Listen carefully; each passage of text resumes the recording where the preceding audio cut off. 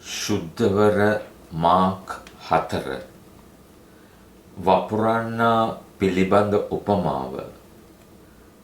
නැවත උන්වහන්සේ මුහුද අද්දර උගන්වන්න පටන් ගත්සේක. එකල ඊතා මහත් ජනකායක් රැස් වූ බැවින් උන්වහන්සේ මුහුදේ ඔරුවකට නැගී වැඩිහුන්සේක. මුළු සමූහයාද වෙරළ දිගේ සිටියෝය. උන්වහන්සේ උපමාවලින් ඔවුන්ට බොහෝ කාරණා ඉගැන්වූසේක. සිය ඉගැන්වීමේදී උන්වහන්සේ ඔවුන්ට කතා කොට මෙසේ වදාළසේක. සවන් දෙන්න. වපුරන්නෙක් වපුරන්නට නික්මිනි. ඔහු වපුරන කල මෙසේ සිදුවිය. බීජ සමහරක් මග අද්දර වැටිනි. කුරුල්ලෝ අවුත් ඒවා අවුලා කෑවෝය. තව සමහරක් පස තුනී ගල් බිමේ වැටි පස ගැඹුරු නොවු නිසා වහා පැලවිය. හිරු නැගුණු කල ඒවා දැවි මුල් නැති බැවින් වියලී ගියේය. අන් සමහරක් කටු පැල අතර වැටිනි. කටු පැල වැවි ඒවා යටපත් කළ බැවින් ඒවා ඵල නොදැරීය. තවත් සමහරක් සරුබිමේ වැටිනි. ඒවා පැලවි වැඩි ඵල දරමින් එකකින් 30 ගුණයක්ද එකකින් 60 ගුණයක්ද එකකින් 100 ගුණයක්ද බැගින් අස්වැන්න ඉපදවිය. සවන් ඇත්තෝ සවන් දෙත්වා. උපමාවල අදහස. උන්වහන්සේ තනියම සිටියදී 12 දෙනා සමග උන්වහන්සේ පිරිවරා සිටි අය උපමා ගැන උන්වහන්සේගෙන් ඇසූහ. උන්වහන්සේ උත්තර දෙමින් මෙසේ වදාළසේක. දෙවියන් වහන්සේගේ රාජ්‍ය පිළිබඳ අභිරහස ඔබට දන්වා දී ඇත. එහෙත් පිටත සිටින අයට සියල්ලක්ම උපමා මගින් දන්වනු ලැබේ. එසේ වන්නේ දැක දැක නොදක්නා පිණිසත් අස අසා වටහා නොගන්නා පිණිසත්ය. මන්ද යම් හේයකින් එසේ වුවහොත් ඔවුන් දෙවියන් වහන්සේ වෙත හැරී කමාව ලබන්න පුළුවන් නිසාය. උපමාවේ විවරණය. තවද උන්වහන්සේ ඔවුන්ට කතා කොට මෙසේ වදාළසේක. මේ උපමාව ඔබට වැටහෙන්නේ නැද්ද? එසේනම් කවර උපමාවක්වත් තේරුම් ගන්නේ කෙසේද? වපුරන්නා වචනය වපුරයි.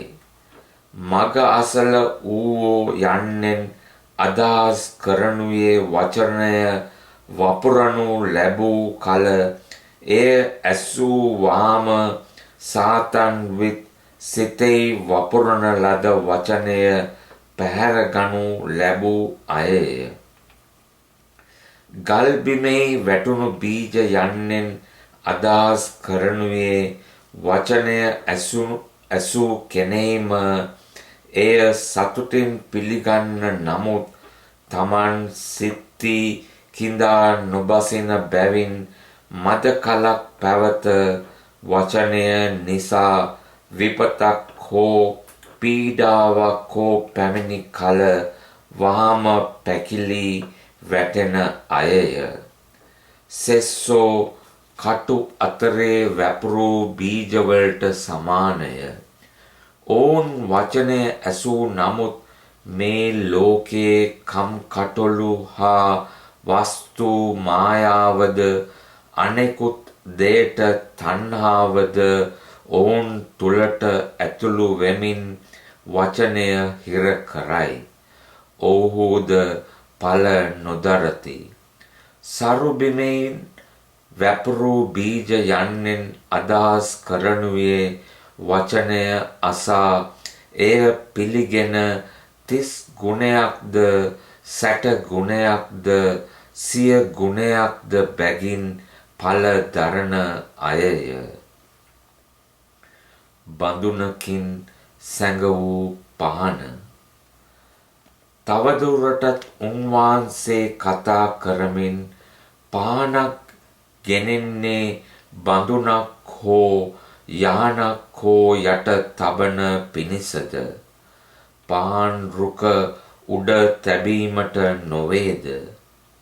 මන්දයත් හෙළි නොකරනු ලබන සැඟවුණු දෙයක්වත් ඵල නොකරනු ලබන රහසක්වත් නැති හේනි. සවන් ඇත්තෝ සවන් දෙත්වායි වදාළසේක. තවද උන්වහන්සේ ඔවුන් අමතා ඔබ අසන දේ හොඳින් සිතට ගන්න. ඔබ මැන දෙන මිනුමෙන්ම ඔබටත් මැන දෙනු ලැබේ. වැඩියෙනුත් දෙනු ලැබේ. යමක් ඇති තැනැත්තාට වැඩියෙනුත් දෙනු ලැබේ. නැති තැනැත්තාගෙන් ඇති දෙයක් ගනු ලැබේයයි වදාළසේක. වැඩෙන බීජය පිළිබඳ උපමාව. තවද උන්වහන්සේ කතා කරමින් දෙවියන් වහන්සේගේ රාජ්‍ය මෙබඳුය. මිනිසෙක් පොළොවේ බීජ වපුරයි. රෑ දාවල් දෙකී ඔහු නිදා සිටියදීත් අවදිව සිටියදීත් ඔහු නොදන්නා අයුරින් බීජ පැලවී වැඩෙයි. පොළොව එහි ස්වභාවයෙන්ම ඵල හටගන්වයි. පළමුව දළුවද දෙවනුව කරලද ඉන්පසු කරල පුරා ධාන්‍යද හටගනී. ගොයම පැසුණු කල අස්වැන්න කාලය පැමිණියෙන් ඔහු වාම දෑකැත්ත යොදන්නේ යයි වදාළසේක. අබ ඇටය පිළිබඳ උපමාව. තවද උන්වහන්සේ මෙසේ වදාළසේක. මම දෙවියන් වහන්සේගේ රාජ්‍ය කුමකට සමාන කරම්ද? නැතහොත් කවර උපමාවකින් එය පහදා දෙම්ද? එය අබ ඇටයකට සමානය. එය පොළොවේ වපුරන කල මී පිට සියලු බීජවලට වඩා කුඩා වූවත් වපුලායින් පසුව වැඩි සියලුම පැලෑටිවලට වඩා ලොකු වේ.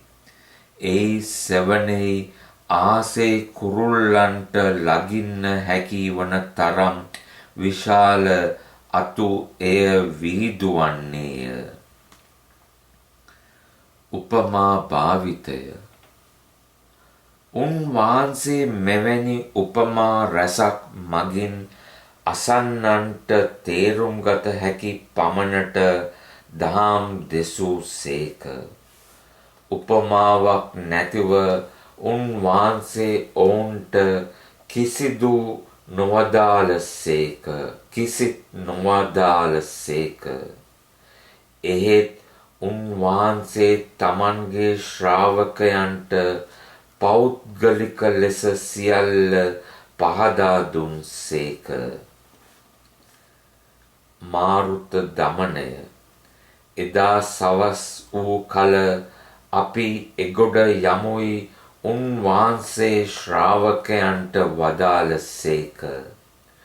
ඔහු සමූහයා පිටත් කර යවා උන්වහන්සේ ඔරුවේ හුන් ලෙසම තමන් සමග ගෙන ගියෝය. ඒ සමග තවත් ඔරු තිබිනි. එවිට චණ්ඩ මාරුතයක් හමා ඔරුව පිරී යන තරමට එයට රැළ ගැසීය. උන්වහන්සේ ඔරුවේ අවරයෙහි මත්තය මත නිදාහුන්සේක. ඔවුහු උන්වහන්සේ පුබුදුවා, ගුරුදේවයනි, අප විනාශ වන්න ළඟය.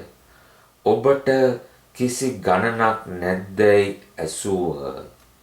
උන්වහන්සේ අවදිව සුළඟට තර්ජනය කොට නිශ්ශබ්ද වේවා, නිශ්චල වේවායි මූදට අණකල සේක. සුළඟ නැවතිනි. මහා නිශ්චලයක් විය. උන්වහන්සේද ඔබ ඔය තරම් බියවන්නේ මන්ද? තවම ඔබට ඇදහිල්ල නැද්දැයි ඇසූ සේක. ඔහු මහත් භීතියකින් ඇලලි මේ කවරෙක්ද? සුළඟ සහ මූද පවා උන්වහන්සේට කීකරු වන්නේ යයි එකිනෙකාට කීය.